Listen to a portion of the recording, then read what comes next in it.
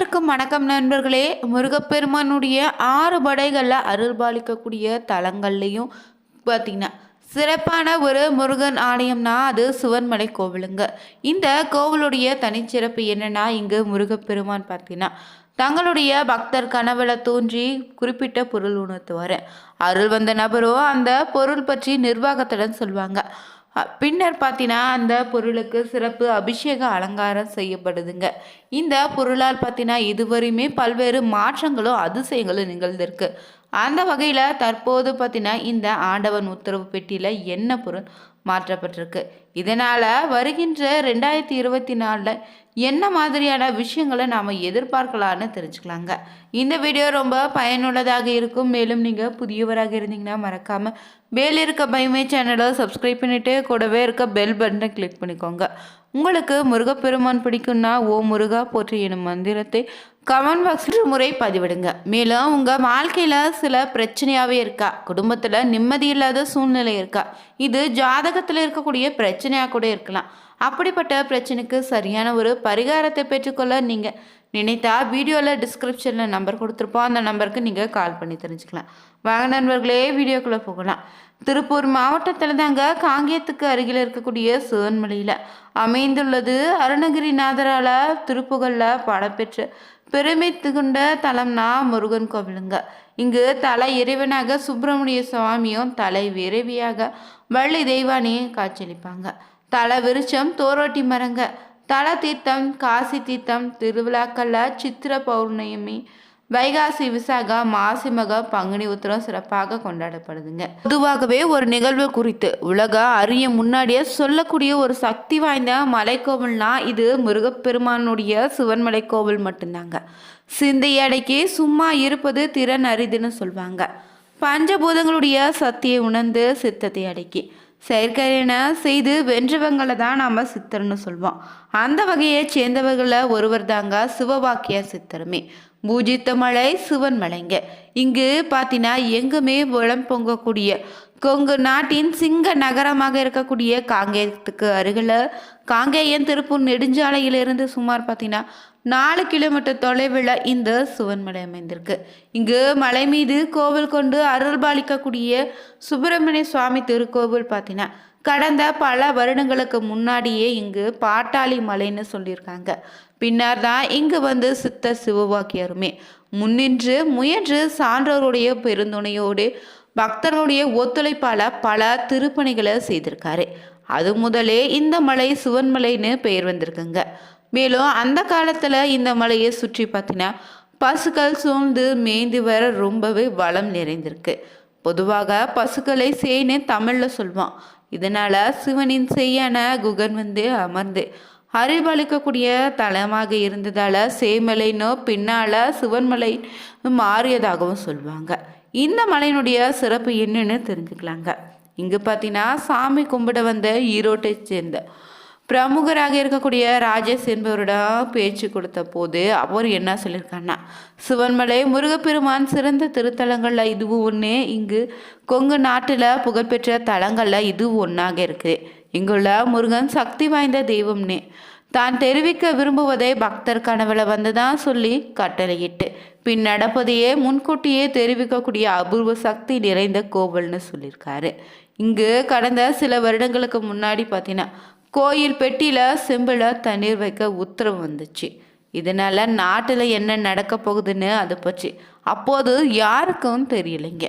ஆனால் சில நாட்களிலே பார்த்தீங்கன்னா தமிழகத்தின் மக்கள் மனங்களில் மாறாத வடுவாக இன்றளவுமே இருக்கக்கூடிய பேரழிவுன்னு சொல்லக்கூடிய சுனாமி வந்து பல்லாயிரக்கணக்கான மக்களை உயிர் வாங்கிடுச்சு. அப்போது தான் இந்த பெட்டியில் இருக்கக்கூடிய பொருளுக்கு மதிப்பு இன்னும் அதிகமானுச்சுங்க. அடுத்து மஞ்சள் வைத்து கோயிலை பூஜை செய்திருக்காங்க. முன்பு காற்றில் சும்மா கிடந்த மஞ்சள் தங்கத்தின் விலையை விட அதிக அளவுக்கு மார்க்கெட்டில் விற்பனை ஆயிடுச்சு.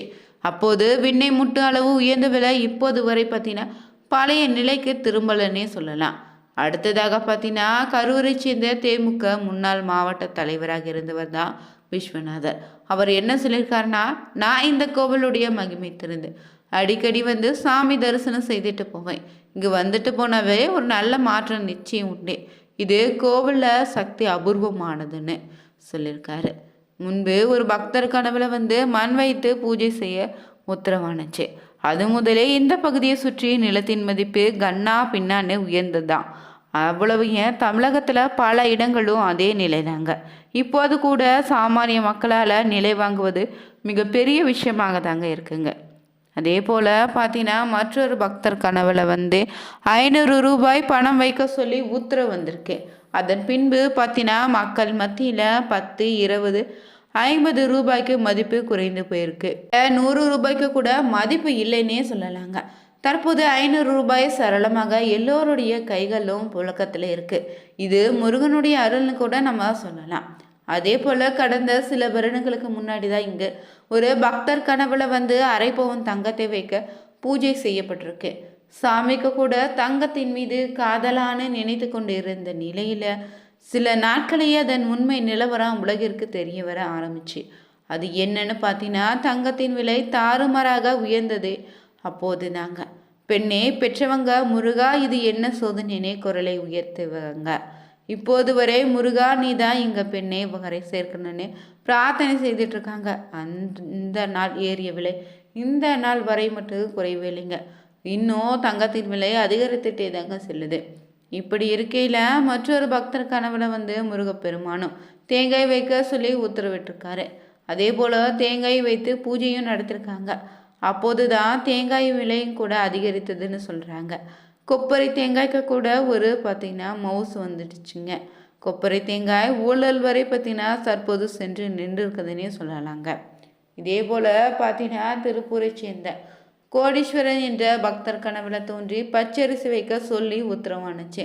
அதன்படியே அந்த பெட்டியில் தற்போது பார்த்தீங்கன்னா பச்சை அரிசி வைத்து பார்த்தீங்கன்னா சிறப்பு அபிஷேகங்கள் பூஜைகளும் நடத்தினாங்க.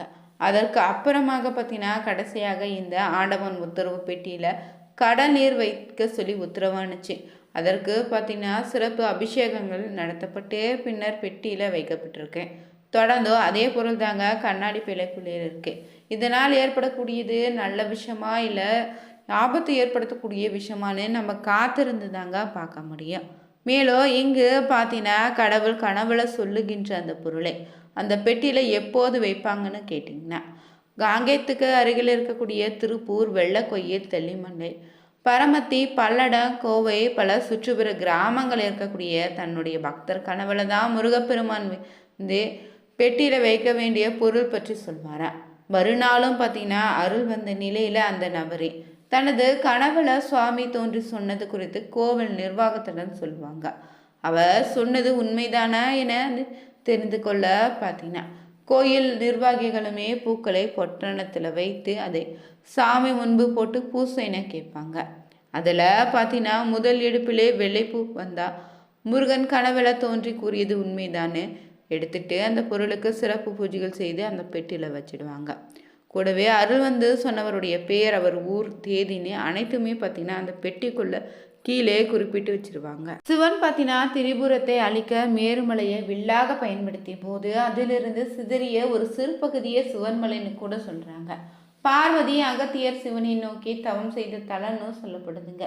வள்ளியே மனமுடிந்த முருகன் வள்ளியோடு இங்கு கூடிக்கொண்டாராம். திருநள்ளாறு சென்று சனீஸ்வரனை தரிசிப்பதும் சூரிய நாராயண கோவில் சென்று சூரியனை தரிசிப்பதால் ஏற்படக்கூடிய புண்ணிய பலங்கள் நிச்சயம் இந்த சிவன்மலை முருகப்பெருமானை தரிசிப்பதால் உங்களுக்கு உண்டுங்க. இந்த கோவிலுடைய சிறப்பு என்னன்னா ஆண்டவன் உத்தரவு பெட்டிதாங்க. மனிதருக்கு ஏற்படக்கூடிய இன்னல் மகிழ்ச்சி முன்னதாகவே உணர்த்தும் வகையில் மூலவருக்கு காரணமூர்த்தின்னு இங்கு பெயர். சிவன்மலை ஆண்டவர் பக்தர் கனவுல தனக்கு இன்ன பொருளை வைத்து பூஜை செய்ய வேண்டும் உத்தரவிடுவாரா. உத்தரவு விட்ட பொருளும் குறிப்பிட்ட பொருள் பார்த்தீங்கன்னா பக்தர் கனவுல அடுத்த பொருளை சுட்டி காட்டும் வரையுமே பழைய பொருளை கண்ணாடி பெட்டுக்குள்ள பக்தருடைய பார்வைக்காக வச்சிருப்பாங்க.